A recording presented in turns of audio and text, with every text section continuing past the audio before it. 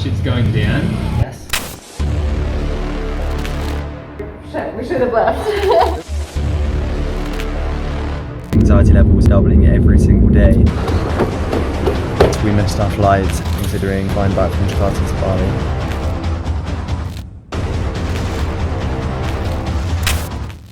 He basically said, you're not leaving this airport.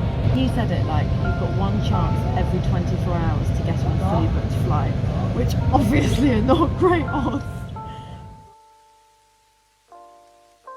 Oh, and we're live. We are live. It has been the weirdest, absolutely weirdest airport experience I've ever had today. Ever. I'm off camera. Ever. And I can't even, it's been Ever. so weird what's happened since we got here. So interesting, it's kind of horrible. Considering we're so tired, but basically from last update we arrived and we missed our flight because our original connecting flight was cancelled and then late. And then we got here and they were like, there's no flights, Asia has shut down. They said there's nothing we can do for you, that your only hope is to come back tomorrow at 9 PM, so that's 20 hours later, to try and get onto a fully booked flight. Yeah, fully booked. Hoping that a couple of people didn't turn up. So we were like, fuck, what do we do? Supposedly the whole of Indonesia, all the islands are about to go into lockdown where you can't move between islands. So we're like, we can't go back to Bali, we're now in Jakarta. So we sat down and we were trying to book loads of flights. We're like, wow, what do we do? What do we do? We went back online, there were flights, but nothing would accept our money. And then this really nice British guy who was here, who was going to Brunei, and then Well, his flight sounds dodgy. he was saying that he was constantly booked onto flights and they get cancelled, and he was like, the only thing he could do was go to the office here. And he went, and he went to the office here, and he was like, no, I demand you put me on a flight. I keep booking flights and they just get cancelled, and my money's getting taken from my bank accounts, and like, they're not going to refund it for 24 hours. Like, I need to be put on a flight. And he was like, he could take us with him. He was going to Brunei from Jakarta in Indonesia. Brunei in a plane of 3 people. Yeah, Plane of 3 people. a big plane, but only 3 people. And so then we were like, well, surely it'll be cancelled because all the other planes with no one on are being cancelled so that they can bung everyone together.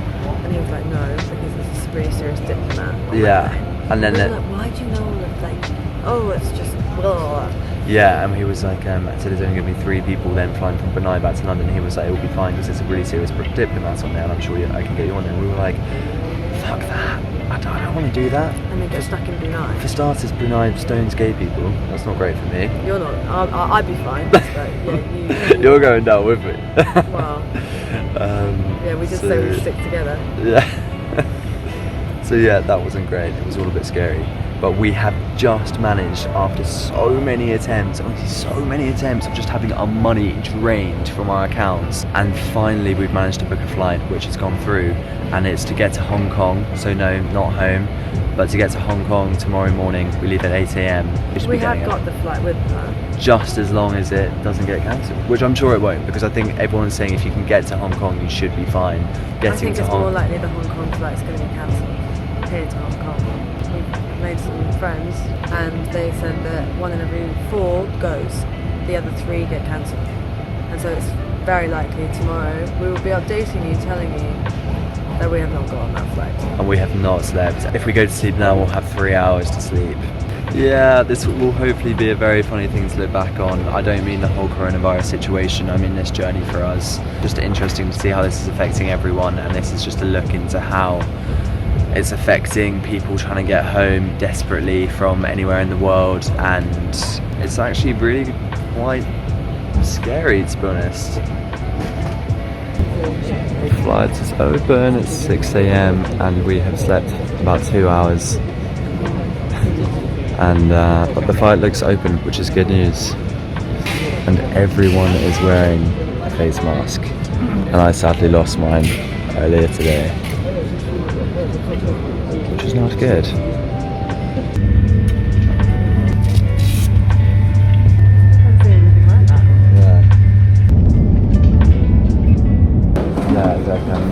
If you develop fever or other symptoms after returning to Hong Kong, wear a surgical mask and consult the doctor immediately. And take the initiative to inform the doctor of any recent travel history. If you feel unwell or suspect having COVID-19 infection, please approach staff of the Department of Health immediately. Thank you for your cooperation.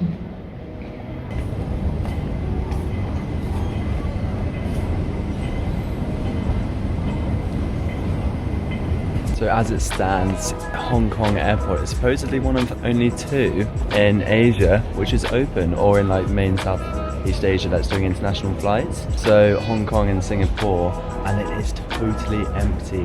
There's like so few flights on the board. Let's go and have a look at the board. Half of them have been cancelled. 10 flights on there, and like half of them have been cancelled. So we're a little bit concerned about our BA one. There's only one BA one a day, and it's tonight at 11:45 p.m. So we'll have been waiting 12 hours. That would be 12 hours. And if it gets cancelled, we left Bali 24 hours ago now, so And we've still got probably another 24 hours if everything goes to plan. yeah. So 2 days getting home. Well, that's and Sophie actually lost our tickets as well. Yeah, I lost them. And on this journey with all my stuff, because I've got bloody yoga mats and whatnot, I've dropped on the floor, trodden it a few times, it's a bit dirty around the edges. So I'm not really sure. She obviously dropped it. We were checking our baggage in, and Sophie dropped her mask from phone and was stepping in it with her shoe in front of everyone who was wearing a mask. Obviously, it was What excited it? I was like, what? I'll just get that, shall I? And I actually left mine at this place we were having lunch, which was bad.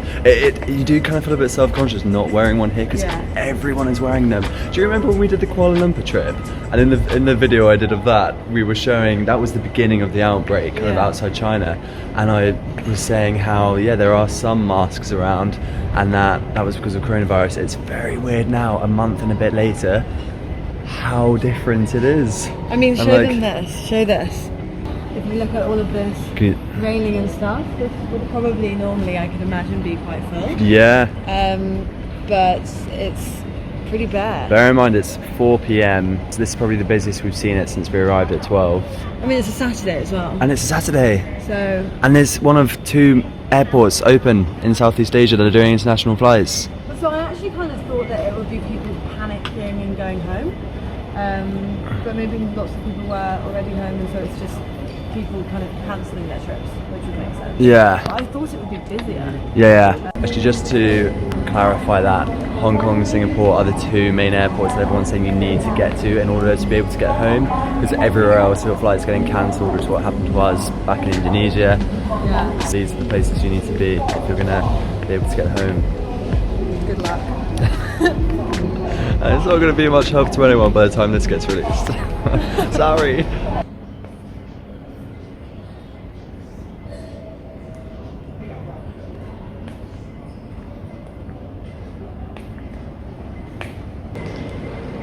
Cancelled, cancelled, cancelled, cancelled, cancelled.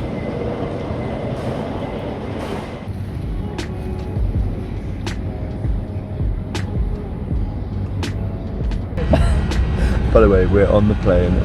We managed to get on, and it's our last one from Hong Kong back to London, which is great. And we've actually made it.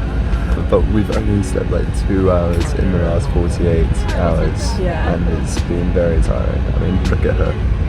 Dun, dun, dun. I'll be tired. I'm freaking tired. I'm tired. I'm sick. I'm sick. I'm not sick. I'm sick of this shit. Can I just clarify? I'm not sick. Anyway, so that's that. Gross.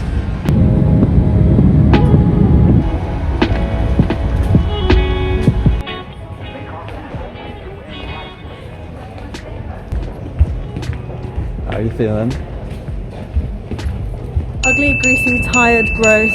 I'm happy. Good. Free. Good. Oh, Terminal 5 Heathrow. We have arrived. It's 5 o'clock and we just got our bags and we are walking through Terminal 5 of Heathrow. I'm hoping that the underground is open to go into London. So we shall see. It would be cold here. It's so cold. It's 4 degrees right now. And it would be good to come back on, better, more enjoyable terms, but what can you do? Nothing. That's what.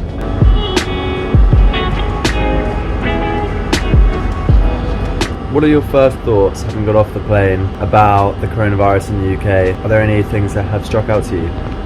No, barely anyone on the plane were wearing masks compared to Hong Kong and like even Bali. Everyone in Southeast Asia was wearing a mask, and then as soon as we got onto that gate for just all British people, 10% were wearing a mask. Not even the cabin crew. Yeah, not even the cabin crew. Weren't even wearing masks. I can believe that. So, don't think the situation. I mean, we're on the bloody tube. We're on the Piccadilly line, the dirtiest tube in all of London, and it's open. And other countries have gone into total lockdown.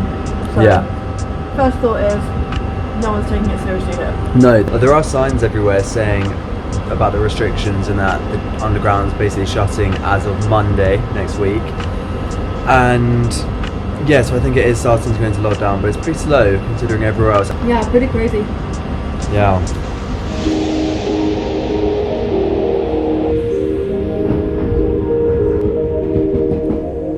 We are now in London, in Finsbury Park, which is like North London. We're going to our friend's flat, our bicycle, 14 days. But we're a bit concerned that London's going to go into lockdown tomorrow. No, tomorrow. So we're going to nap, and then we're going to maybe go for a run around the park or something to get our half day in. We realised that we might have 14 days just in a flat alone together. So we've got a lot of stuff that we want to do. We've made lists. We've made lists, which is good. We're going to put posters up saying no unnecessary corona talk. Yes, only the important stuff, no corona chit chat as I call it. And we're going to do our quarantine vlog, see what we get up to. And that is going to be fun.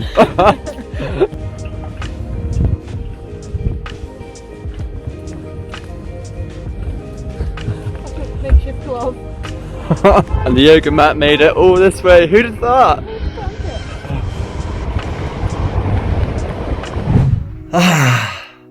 Oh, it's good to be back, but that was an awful travel experience. The worst one I've ever had. It's actually 10 days later now, and I've been quarantining in London at a friend's flat for that whole time with Sophie. And as you can see, it's pretty obvious that I haven't left the house in 10 days other than, getting essential groceries and stuff.